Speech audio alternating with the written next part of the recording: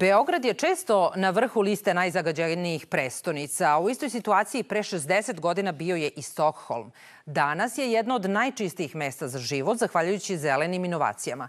Od ostataka hrane prave biodizel, a iz otpadnih voda biogas.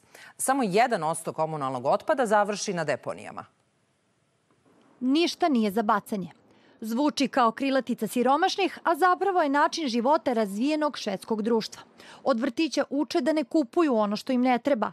Stvari koje ne koriste prosleđuju ili prerađuju u sirovine za nove proizvode. Biološki otpad pretvaraju u gorivo, struju, toplotu. Građani su veoma savesni. Razvrstavaju otpad na staklo, plastiku, metal i papir. Radimo na neutralisanju vlažnih maramica i pelena. Najveći problem je građevinska industrija.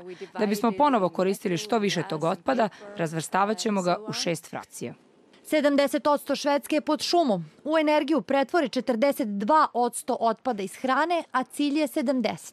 U proizvodni lanac se vrati oko 40% korišćene plastike, materijala iz gumarske, elektronske i građevinske industrije. Prvi su proizveli takozvani zeleni čelik uz pomoć vodonika umesto fosilnih goriva.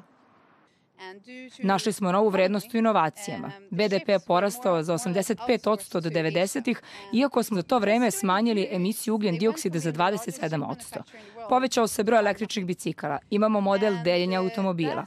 Nereciklirani kućni otpad sortira se infracrvenim zracima u postrojenjima poput Soraba.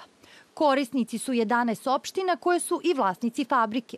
Privatnim kompanijama poveravaju poslove poput transporta i logistike. Naš cilj nije profit, već bolji kvalitet života. Dajemo sve od sebe da dostignemo ekološke ciljeve Evropske unije, a velike odluke o poslu donose političari, jer je potreban politički pritisak da bi ovo uspelo. Privatni sektor ne može to da radi sam. Bez obzira na to koliko godina, odnosno generacija žive u Švedskoj, građani poštuju sistem na koji su, čini se, i veoma ponosni. Stalo nam je do životne sredine.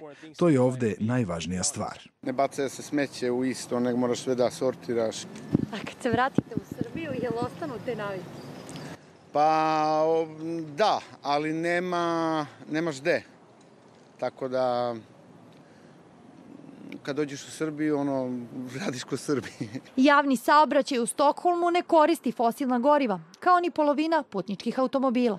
Visoka ekološka svest i zajedništvo u Stokholmu se vide na svakom koraku. Veliki broj građana kao prevozno sredstvo koristi gradske bicikle i trotinete, bez obzira na to da li nose radničku uniformu, skupo poslovno odelo ili sportsku opremu.